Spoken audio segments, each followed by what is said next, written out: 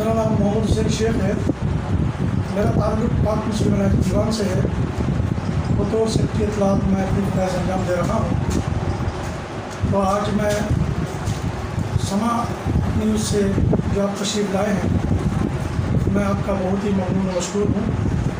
आज आप हमारी जो बरादरी ख़ुसूसन पाकिस्तानी बंगाली बरादरी के हवाले से आप कुछ मुझसे पूछना चाहते हैं, उसके लिए मैं सिर्फ इतना कहूँगा, बिस्मिल्लाहिर्रहमानिर्रहीम, इन्नल्लाह ला युग़य्यिरु मा बिक़ौमिन हत्ता युग़य्यिरु मा बिअन्फुसिहिम।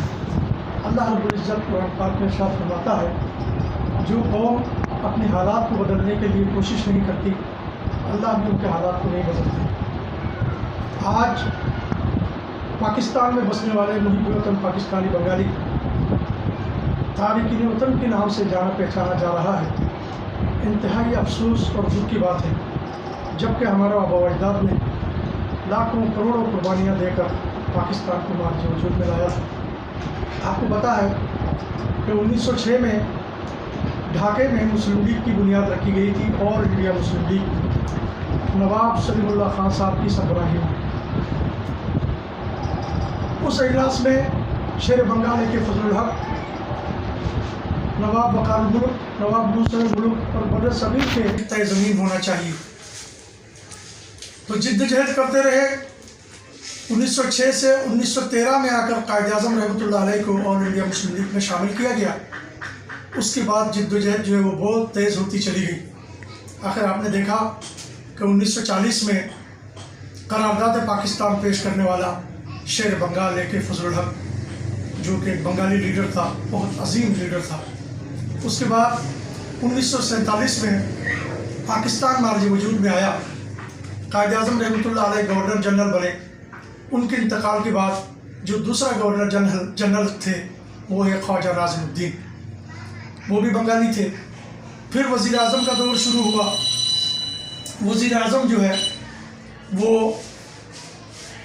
लियाकत अली ख़ान साहब बने। लियाकत बाग में उनको शहीद कर दिया गया। उसके बाद जो दूसरा वज़ीर आज़म बने वो भी ख्वाजा नाज़िमुद्दीन थे। उसके बाद मोहम्मद अली बोगरा, मोहम्मद अली चौधरी, हुसैन शहीद सरवर्दी, नूरुल अमीन, भुट्टो साहब के दौर में नायब सदर रहे पाकिस्तान के। बदकिस्मती से 1971 का जब इलेक्शन हुआ तो वो फेयर इलेक्शन था। सबको पता है कि शेख मुजीबुर रहमान को, इत्तेहादियों को भी सबको मिला के 183 सीटें मिली थी। भुट्टो साहब को सिर्फ 83 सीटें मिली थी। उसके बावजूद भी मुजीबुर रहमान को वज़ीर आज़म नहीं बनाया गया, और इधर तुम इधर हम का नारा जो है उन्होंने लगाया। मैं नाम नहीं लेता हूँ, आप सबको मालूम है। और फिर उसके बाद क्या हुआ कि भुट्टो साहब ने ऐलान किया कि जो बंगाली पाकिस्तान में रहना चाहते हैं वो पाकिस्तानी शहरी हैं, उनको वही हुकूक हासिल होंगे जो दीगर कौमियतों को हासिल है। लिहाजा अभी तक वो हुकूक से महरूम है, अभी तक वो हुकूक नहीं मिले।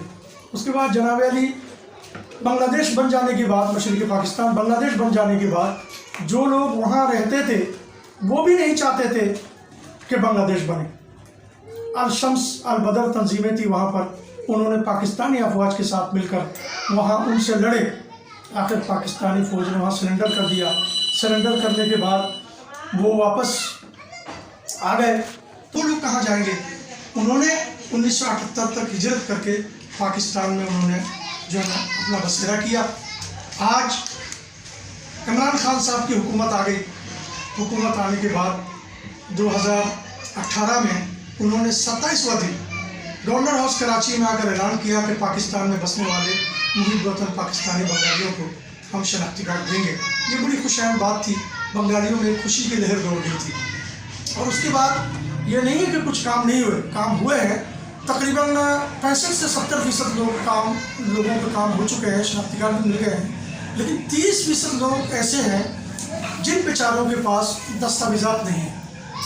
दस्तावेज़ात न होने की दो वजूहत हैं। एक तो जैसे मैंने अभी अर्ज़ किया कि कुछ लोग हिजरत करके आ गए, अल शम्स अल बदर वाले, जिन्होंने पाकिस्तान के लिए वहाँ कुर्बानियाँ दी, अपनी जायदादें लुटवाई, अपनी बहू बेटियों की इज्जतें कमाई उन्होंने, वो हिजरत करके पाकिस्तान आ गए। क्या 1947 का हिजरत अगर तस्लीम किया गया, क्या 1970 के बाद जो 78 तक हिजरत हुई उसको तस्लीम नहीं किया जाना चाहिए? उनको भी पाकिस्तानी कौमी दायरे में लाकर उनकी बात दस्तावेज़ात हों या ना हो उनको भी शनाख्ती कार्ड जारी किया जाए। बदकिस्मती से अभी तक वो हो नहीं सका।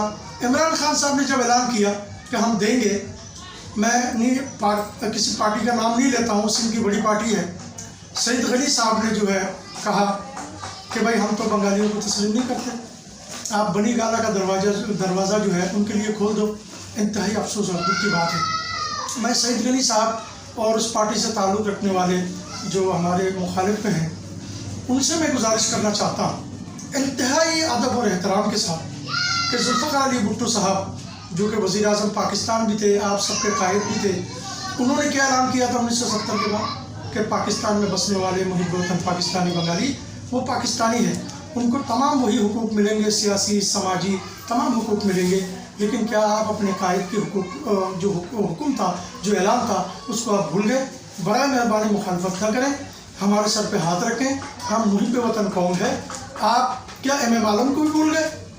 1965 के जंग के हीरो एम आलम जो कि बंगाली था, 1 मिनट से पहले जिन्होंने इंडिया के 5 जहाज़ गिराकर आपको जो है उनको शिकस्त देकर हमारी जीत हुई और पाकिस्तान को बचा लिया। यानी बनाया भी हमने, बचाया भी हमने, उसके बावजूद भी हमें तारकीन वतन कहकर गालियाँ देना, ये कहाँ का इंसाफ है? लिहाजा मैं तमाम पाकिस्तानी बड़े बड़े सियासी जमातों के कायदीन से, पीपल्स पार्टी समेत सबसे मैं गुजारिश करता हूँ, मेहरबानी करके हमारी मुखालफत न करें, हमारे सर पे हाथ रखें, इसम्बली में हमारी हिमायत करें ताकि हमारा ये मसला हल हो।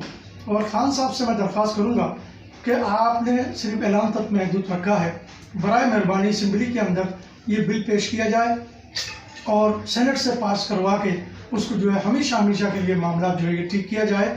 मेरे पास एक तजवीज़ है, 1998 में मरदमशुमारी हुई थी, घर घर फौज आए थे, फौज ने आकर ये मरदमशुमारी की थी।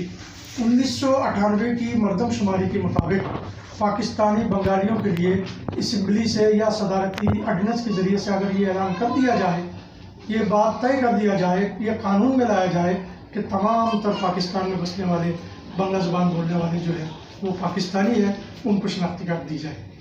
अब मैं शनाख्ती कार्ड की तरफ आता हूँ। जिनके पास दस्तावेज़ात हैं, जो अपने सबूत वहाँ पेश कर सकते हैं, उनको तो दे रहे थे और देते भी हैं। अब थोड़ा सा मामला जो ख़राब हो गया वो मैं आपको बताता हूँ। लेकिन ये जो 30% लोग हैं, इनको बहुत ज़्यादा तंग किया जाता है। किस तरीके से?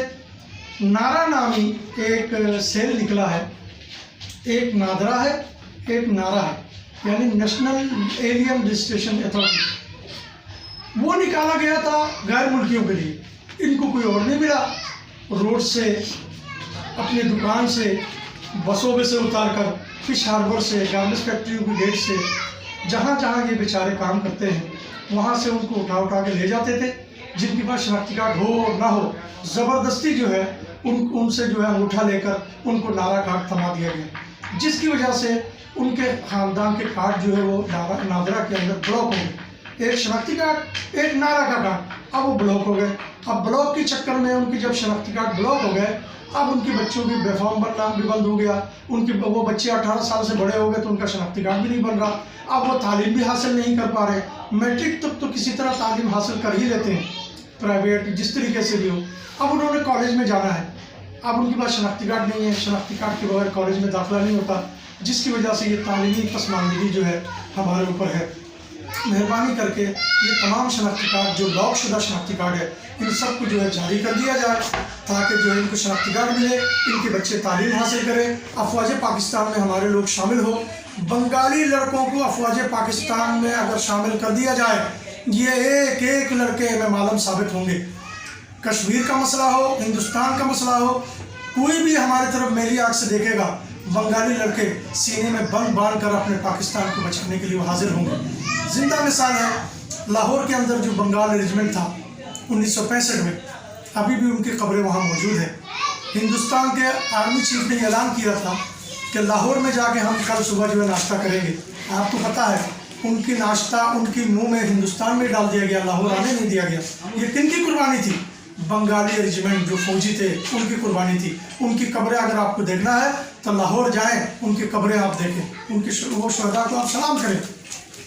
ये है जी सिलसिला। लिहाजा नारा की तसल्लुत से हमारी जान छुड़ाई जाए और शनाख्ती कार्ड को ईज़िली जारी किया जाए, ताकि हम पाकिस्तान के अंदर एक मुअज़्ज़ज़ शहरी की हैसियत से हम जो है ज़िंदगी बसर कर सकें, हमारे बच्चे तालीम हासिल कर सकें, हम जो है माशरे के अंदर इज़्ज़त व वक़ार के साथ ज़िंदगी गुजारें, हमारे बच्चे तालीम याफ्ता हो, मुख्तलिफ़ इदारों में ये नौकरियाँ करें, सरकारी नौकरियाँ करें, प्राइवेट जॉब करें, और ताकि हम जो है एक अच्छे शहरी कहलाएँ पाकिस्तान के अंदर। अस्सलाम वालेकुम। अच्छा, यानी कि आपके जो आपका ये है जो एजेंडा है वो है ना शनाख्ती कार्ड मेनली ना, तो उसके ऊपर आपकी पार्टी क्या करेगी? हाँ, बहुत अच्छी बात है। पाक उसके बाद दीवान को हमारे वजूद में इसलिए लाया गया, जब से बंगाल मशरक़ी पाकिस्तान अलग हुआ है, बांग्लादेश बन गया है, उसके बाद से हम लोग कभी मुस्लिम लीग को सपोर्ट करते थे, कभी पीपल्स पार्टी को सपोर्ट करते थे, कुछ लोगों ने इनके उनको भी सपोर्ट किया था, और मजहबी जमातों को भी सपोर्ट किया था, जमात इस्लामी, जमीयत उलमा इस्लाम, जमीयत उलमा पाकिस्तान, सिर्फ इस नीयत से कि ये लोग जो है हमारे लिए कुछ करेंगे। हम उनको सपोर्ट करते रहे, लेकिन उनकी तरफ से कोई भी जो है हमारे मसाइल के ऊपर बात नहीं हुई। इलेक्शन जब आते हैं, ये आकर के बड़े बड़े जलसे करते हैं, हमसे वोट भी लेते हैं, हमसे वादे भी करते हैं कि हम आपकी जो ये मेन मसला है शनाख्ती कार्ड का, उसको जो है हम हल कर देंगे, आपकी पासपोर्ट का मसला हल कर देंगे, आपकी शहरियत के मामला जो दुरुस्त कर देंगे जब हमारी हुकूमत आएगी। लेकिन उनसे नहीं हो सका या उन्होंने नहीं किया। अल्लाह